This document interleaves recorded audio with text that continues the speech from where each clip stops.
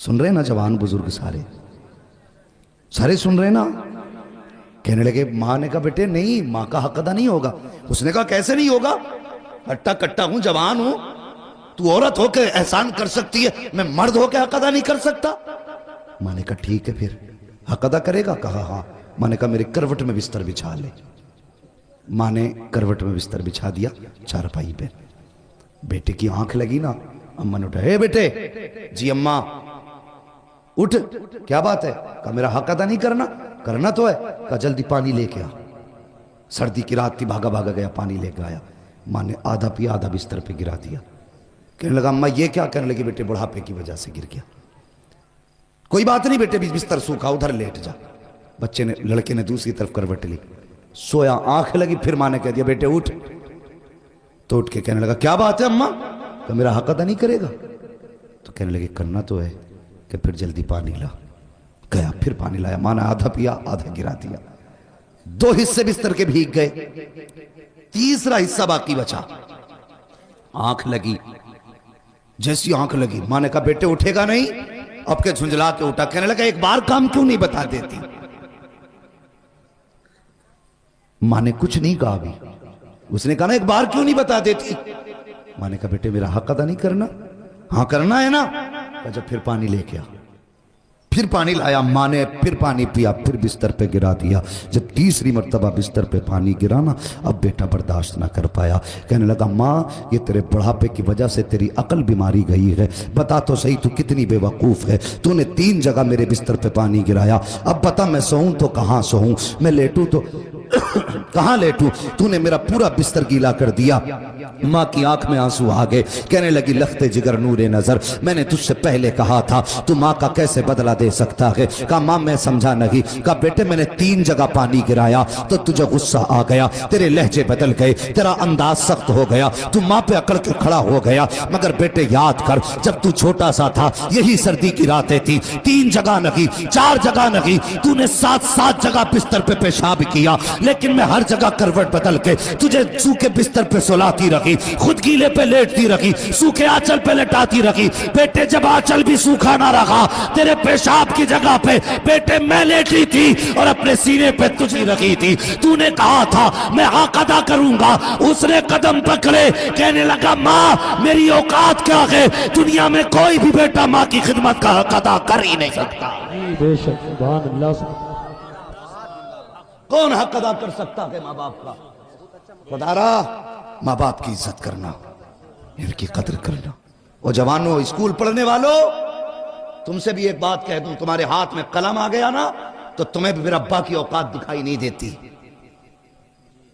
हाँ एक डॉक्टर साहब है, डॉक्टर रूहुल अमीन, वो बड़ी मोहब्बत मुझसे करते, झारखंड के रहने वाले। उन्होंने अपने बाप के बरसी के प्रोग्राम में इस मतलब ये कि अकेले ने प्रोग्राम करके मुझे बुलाया।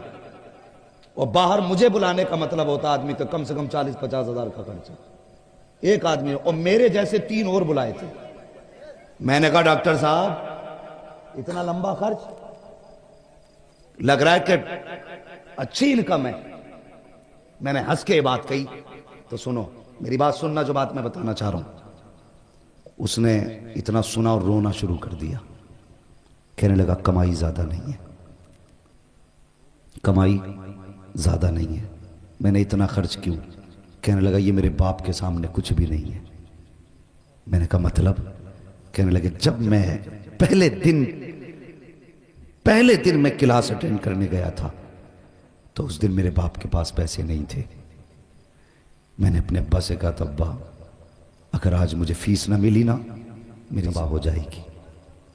तो वो कहते मुझे याद नहीं मेरे बाप कहां से पैसे लाए थे, और मुझे लाके 115 रुपए दिए थे। कहते कि उस 115 रुपए को दे के कहा था बेटे बड़ी मेहनत से इकट्ठे किए हैं, मेहनत से पढ़ के भी आना है।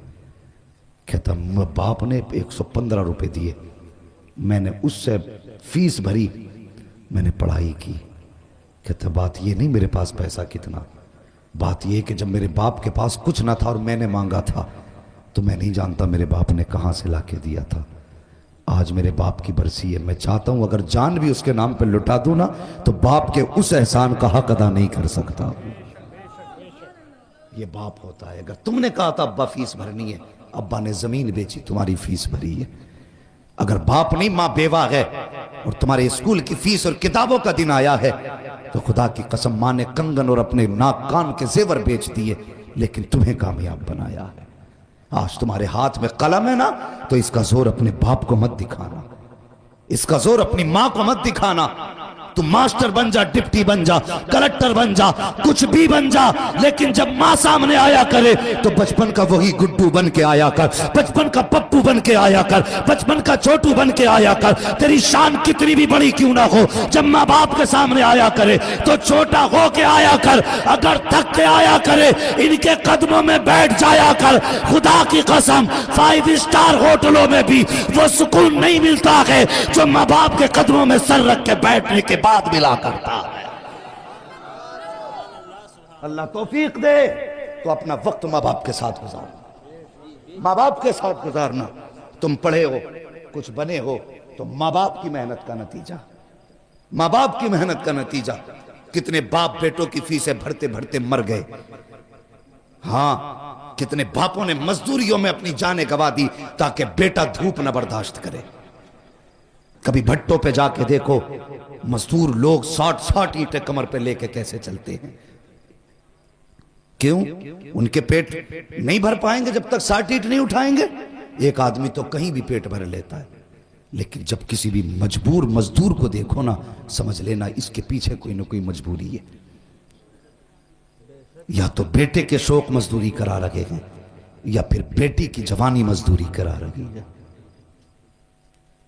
हां, हमेशा अपना सुख न देखना, कभी दूसरों का दुख भी देख लेना। हम खेत कटवाते हैं ना, खेत, तो कहते हैं हाथ किसका तेज चलता, ताकि 300 देकर 500 रुपए के धान कटवा ले। अल्लाह अकबर। ऐसा 2 लोगों पे 50-50 रुपए में लोगों ने मजदूरियां की।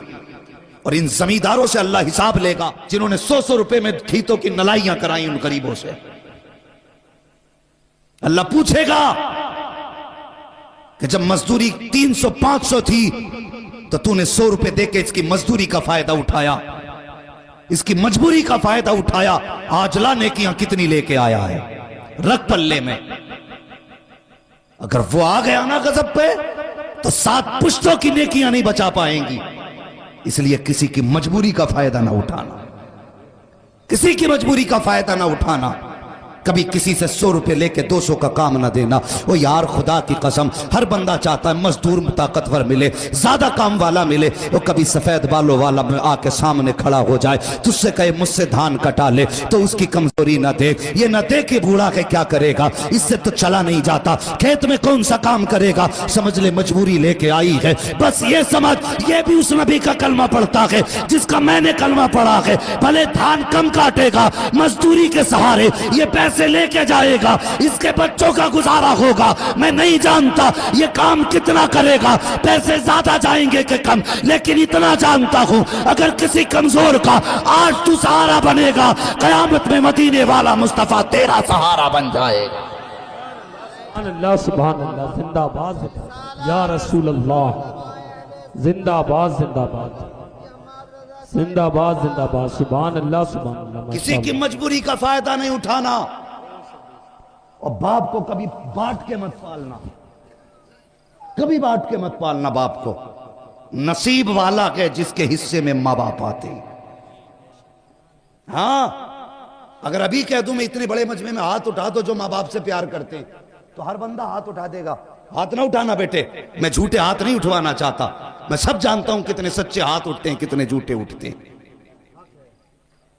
सब हाथ उठा देंगे, मगर मुझे बताओ, यहां हाथ उठा के मौलवी को राजी करना आसान है, मिंबर वालों को खुश करना आसान है, मजमे में अपनी शान दिखाना आसान है। क्या लगता है मां से नाराज हो, मां तुमसे नाराज हो, जलसे में तुम हाथ उठा रहे हो, इसकी खबर हुजूर को नहीं होगी? तेरा मेरा अकीदा अगर यह है हुजूर तेरे मेरे दुरूद को सुनते हैं, तो जब तेरा झगड़ा मां से होता हुजूर उस झगड़े को भी सुनते हैं। खुदारा मां बाप की इज्जत करना, इनकी कदर करना। बंदा कुछ भी बना है ना तो माँ बाप की मेहनत और दुआओं से बना करता है। और सुनो, अगर अल्लाह ने दौलत दी है, माँ बाप दिए हैं, इन पे खर्च करने से पीछे मत हटना। वरना कल दौलत होगी, माँ बाप नहीं होंगे तो बहुत पछताओगे, बहुत पछताओगे। बंदा, माँ और बाप जानते हो ये क्या है? किसी 70 साल के बूढ़े से जाके कहो माँ की याद आती है क्या?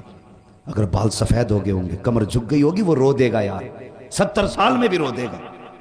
क्यों रोया? वो कहेगा आज भी लगता है माँ दरवाजे पे खड़े होकर आवाज दे रही है।